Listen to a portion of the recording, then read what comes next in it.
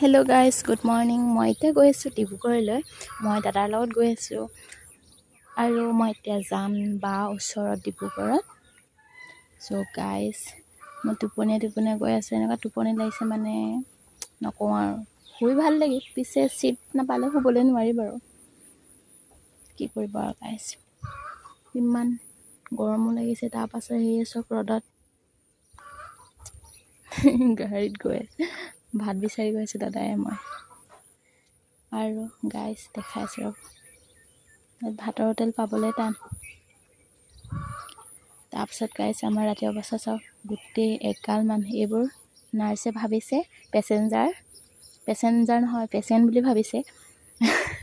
আমি গোটেই নিজৰ ঘৰৰ মানুহকেইটাহে শুই আছোঁ ইয়াত, বেলেগ একো নাই।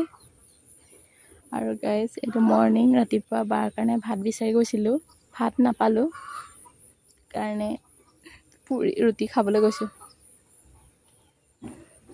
ৰুটি বিচাৰি গৈ আছোঁ আৰু দোকান। মেডিকেলৰ ওচৰত মানে ৰাতিপুৱাকৈ ভাত নাপায়, ৰুটিহে বিচাৰি পায়। তাৰপিছত গাইজ গধূলি সময়ত ভণ্টিজনীৰ লগত মই চাহ খাবলৈ ওলাই গৈছিলোঁ। মোৰ মানে চাহ নাখালে মানে টোপনি ধৰে, সেইকাৰণে চাহ বিচাৰি গৈ আছোঁ। তাৰপিছত গাইজ চাহটো খোৱাৰ আগতে ম'ম' খাবলৈ আহিলোঁ। ম'ম' খাবৰ কাৰণে বহি আছোঁ আৰু ভণ্টিজনী আৰু মই। তাৰপিছত ঘৰ আহিলোঁ। ঘৰ আহি কচু কাটিছোঁ।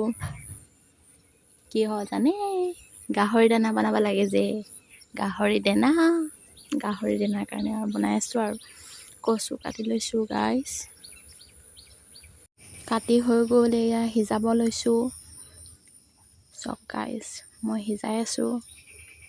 পঢ়িলোঁ, শুনিলোঁ, চাকৰি নাপালোঁ, কি কৰিম আৰু কচুকে সিজাই আছোঁ আৰু। উপায়তো নাই আৰু এতিয়া ন। গাহৰি দুটা আছে, তাৰ কাৰণে কচু সিজাই বনাই আছোঁ দানাৰ কাৰণে, নহ'লে দানা খাবলৈ নাইতো। Bye bye.